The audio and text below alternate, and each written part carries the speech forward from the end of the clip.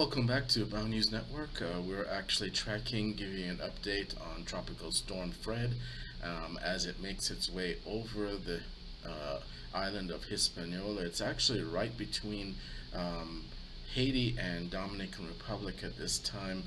We do see a drop in the actual wind speed. Maximum sustained winds are now coming in at 35 miles per hour. We did see an increase in the pressure, which signifies that it's interacting with the landmass of the island of Hispaniola, getting a little bit of shear from the upper elevations of the mountains there. And we anticipate as it makes its way more over water, it will start to reorganize, and it's going to be actually skirting along the southeastern section of Cuba. We can actually see the actual tropical storm watches that have been in effect as it makes its way towards Florida. And based on the cone at this time, it appears that it may have shifted just slightly to the right as far as that center area of the cone, which means that instead of just Key West getting primary hit as far as the eye or the center of the organization of the storm making its way towards Florida, then we see more of the keys, possibly even Cujo Key or any of the keys in the middle of the keys will be actually impacted by Tropical Storm Fred. We anticipate that it will pick up wind speed. It's not going to interact too much with the landmass of Cuba, and it will most likely remain over water as it skirts along into the strait, into the area of Florida, so and the Bahamas. So we anticipate that it will transition from a depression back to a tropical storm, very momentarily, maintaining winds somewhere between 40 to 45 miles per hour. When we see the pressure actually dropping, that would possibly signify the intensification of the storm as it makes its way towards Florida.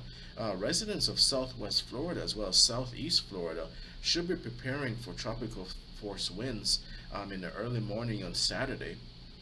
Of course, use this time to actually prepare for whether it means getting water prepared, station a ration of water as well as provisions, just in case that this storm intensifies to possibly a low-level Category 1 hurricane, which is all in possibility, especially with the sea surface temperatures approximately 85 to 86 degrees Fahrenheit in the Gulf of Mexico. So this is very warm water, and we don't anticipate any kind of sharing forces that are going to inhibit the formation of cyclonic development of this tropical storm as it makes its way along the southwestern coast of Cuba into the Bahamas region, into Florida.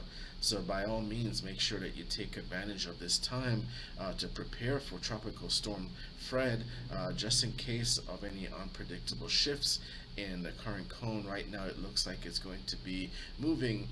It will impact the Florida Keys sometime in the early morning on Saturday, and then actually make its way along the southwestern coast of Florida, impacting the region of Naples, Fort Myers, Sarasota, St. Petersburg, Tampa region. So there's still quite a bit of time as far as knowing exactly where it's going to impact. There's quite a bit of really heavy weather that's impacting the continental United States right now.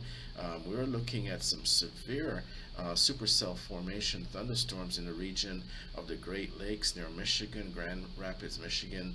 They do have special marine watch along the area of Holland and Ganges in Michigan, going into Grand Rapids and Wayland in Michigan. See some really powerful thunderstorm activity moving to the east and towards Lansing, and we do see that there's going to be a severe thunderstorm watch for that region going into the evening tonight. So we are watching some severe formation of supercells. This is kind of reminiscent of the weather that was facing the region in Kenosha, Wisconsin last night, but on the other side on the west side of the Great Lakes, more on the region of Milwaukee, and also Kenosha, Wisconsin. If we also go to Phoenix in Arizona, we're seeing some severe thunderstorm activity and very, very welcome precipitation, of course. But of course, this is all setting off flash flood advisory simply because of the severe dryness of the soil there. That severe amount of precipitation coming down in a very, very short period of time spells danger as far as flash flood advisories in the region of Phoenix, Avondale, Arizona, and Mesa, Arizona. We do see some severe thunderstorms actually impacting that region as we continue to watch this area going on into the evening. But it goes without saying that as we go back to the Great Lakes area, residents in Michigan should be on alert for some severe thunderstorms. Doppler radar is picking up some rotation with some of these supercells, so it's not going to be unlikely that there's going to be a tornado advisory, one or more, throughout into the evening, especially with surface heating, and as an effect, depending on the level of cloud cover in the region. And we do anticipate that with additional surface heating in the region, there possibly would be tornado advisories in the region of Grand Rapids, Michigan, just north of Kalamazoo in the region.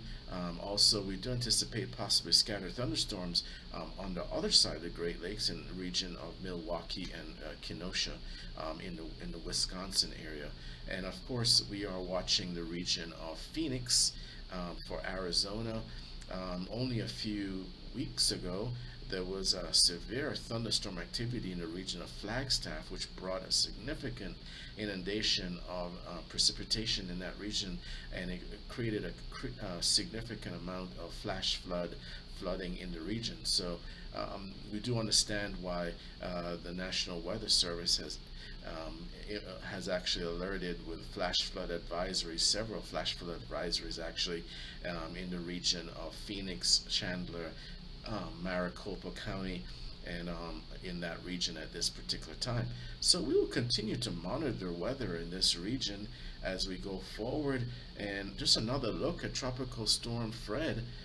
We anticipate that there'll be possibly in the next 24 hours, should anticipate possibly by Friday evening, or sorry, early Thursday sometime, that the state of Florida will activate tropical storm watch warnings for southeastern as well as southwestern Florida as the path of tropical storm Elsa becomes a little bit more predictable.